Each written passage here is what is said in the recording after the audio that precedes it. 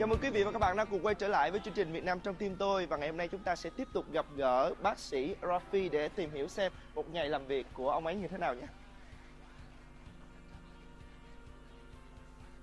This is a very modern purchase that you told me before.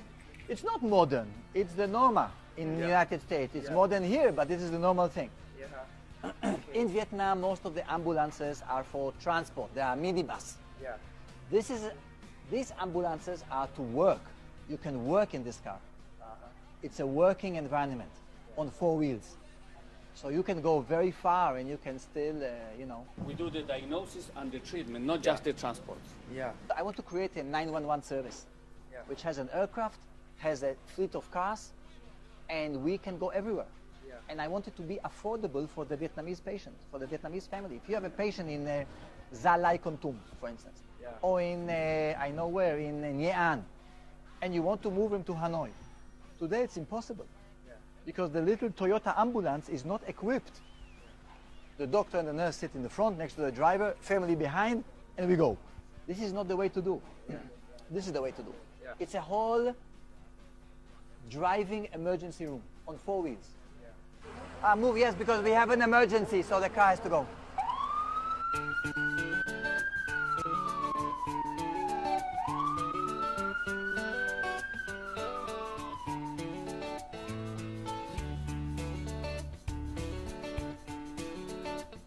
I want a system where you call and there's a response, like a 911.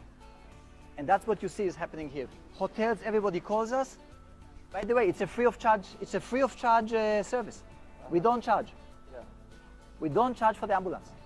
So anywhere you're in town, you can call. In 5 minutes, in 5 minutes the ambulance has to leave. So maybe in 10-15 minutes, they will come back and bring the patient here. Hồi đấy chị là làm về đầu tư thì chị có làm việc với cả Rafi để giúp Rafi đầu tư một cái dự án bệnh viện. Thì cái dự án đấy thì vẫn đang tiếp diễn, tại vì Rafi rất là ấp ủ một cái ước mơ là sẽ mở một cái bệnh viện với đầy đủ các cái dịch vụ ở Việt Nam. Vì từ trước đến nay thì Rafi mở tất cả các phòng khám thì cái quy mô nó vẫn chưa đủ để phục vụ các bệnh nhân ấy. Nên là em muốn mở cái bệnh viện.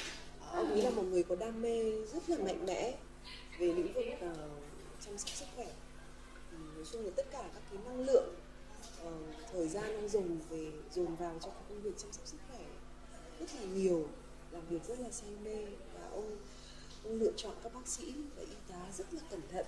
Cho nên khi mà bệnh nhân mà bị ốm hay là cần giúp đỡ thì nếu mà đã biết Rafi rồi thì cái người đầu tiên mà sẽ nghĩ đến thì sẽ là Rafi, bởi vì những lời khuyên về mặt y tế ông đưa ra thường là rất là đúng và làm cho bệnh nhân có một cái cảm giác rất là yên tâm.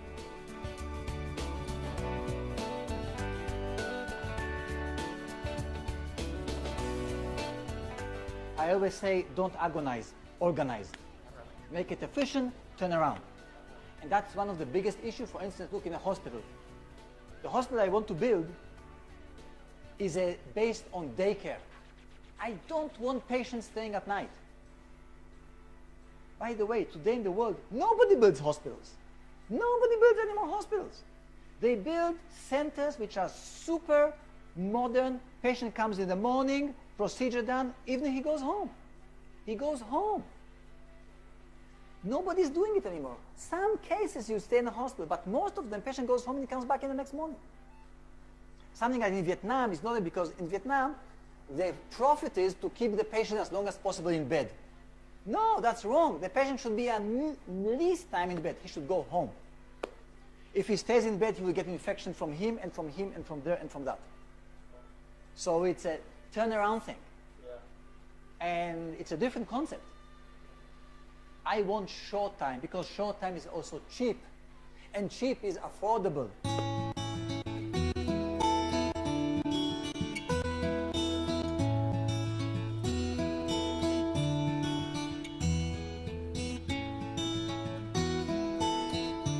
After taking a tour to your clinic, I just have a question that in your clinic, maybe we will cure all of the disease.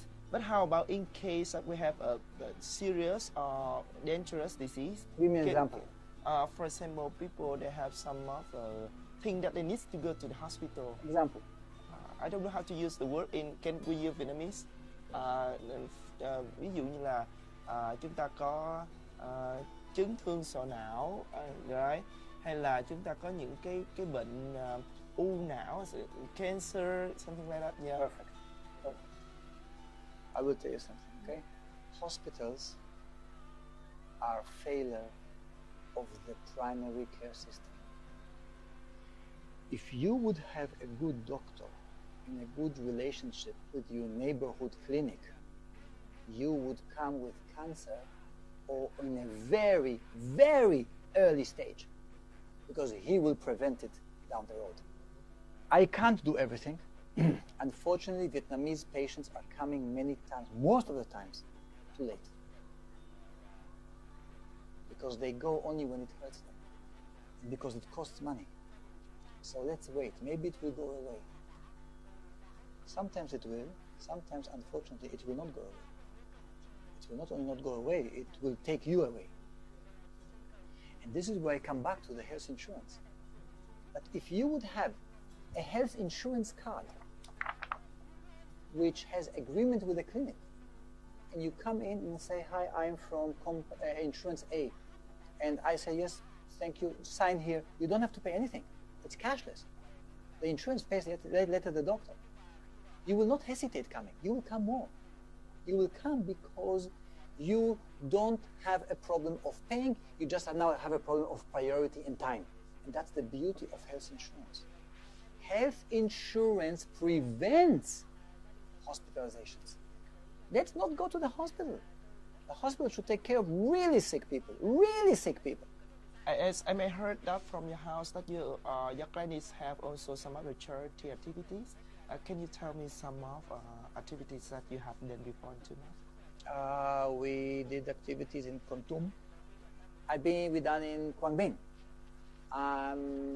Quang Binh was a very different project because Quang Binh, the people in Quang Binh, they needed proteins, iron. So we bought Mong Kai pigs, and we gave every family a pig, Mong Kai pig. And I told them, look, I don't want now the family to starve and the pig will make, because the pig has to eat, because the pig belongs to the foreigner. The pig is yours. But you can breed the pigs.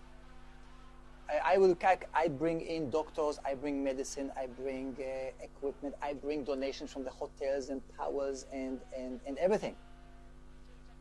But after 10 days, I leave. What do I leave behind? Nothing. But if I leave pigs, they will grow the pigs. And the pigs will start, inbreeding an economy. So last time I brought pigs. And I bought all the Mong Kai pigs in Vietnam, I think, from everybody knew in Vietnam, from Quang Ninh all the way to Quang Tri, that Dr. Kot is looking for pigs, for Mong Kai pigs, because Mong Kai pig is small, it breeds fast, and it eats a little. Yeah. So like a car, high mileage, little fuel. So Mong Kai pig was the good model. Yeah. So we brought them pigs to it, and medicine. Primary healthcare doesn't have to be just medication. It can be other things as well. Nutrition.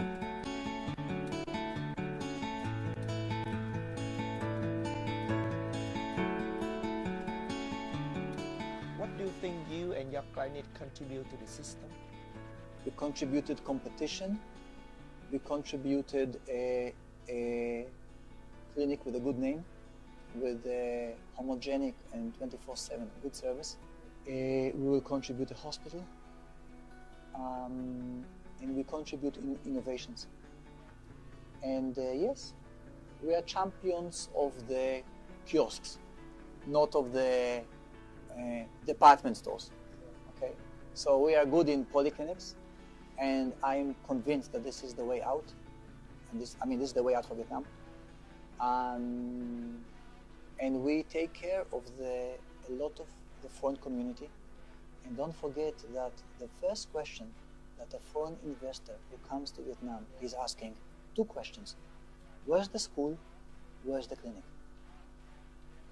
And I can assure you there are 2 types of investor. There's the investor who comes by himself. He comes on Monday by the flight from Singapore, and on Friday he goes home to Singapore. And the investor who comes with his family and stays in Vietnam for a long term. There's no question in quality which one you want to have. You want to have the long-term guy, the one who lives here, because he really contributes to the economy, not the guy who's touch and go.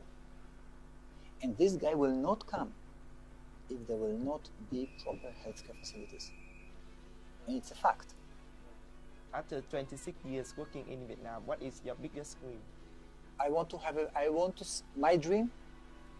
My dream is not personal. I would like to see a vision, innovative vision for the healthcare in this country. That's my dream. Hospital is a check. I write money, we build a hospital. My dream is to change the priorities and the vision of the healthcare. I want to enable every Vietnamese to enjoy good healthcare.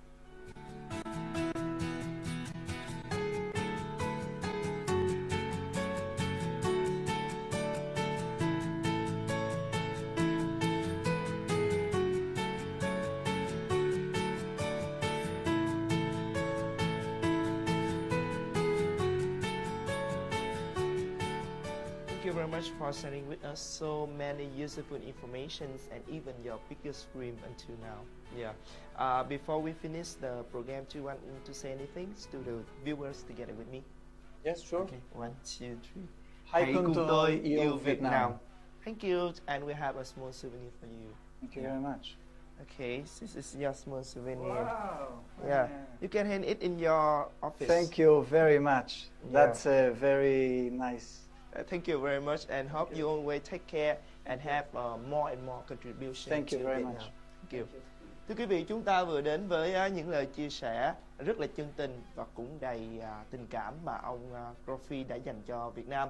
Cảm ơn quý vị đã theo dõi chương trình Việt Nam trong tim tôi số lần này. Ở những lần sau chúng ta sẽ gặp gỡ thêm nhiều nhân vật khác thú vị hơn nữa. Còn bây giờ, xin chào và hẹn gặp lại.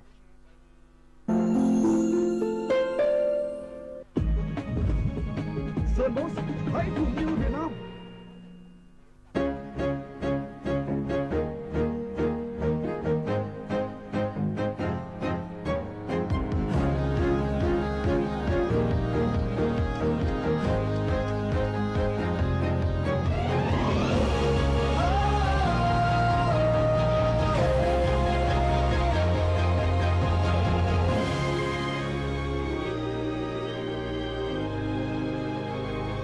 Sơn Boss, sống và đam mê.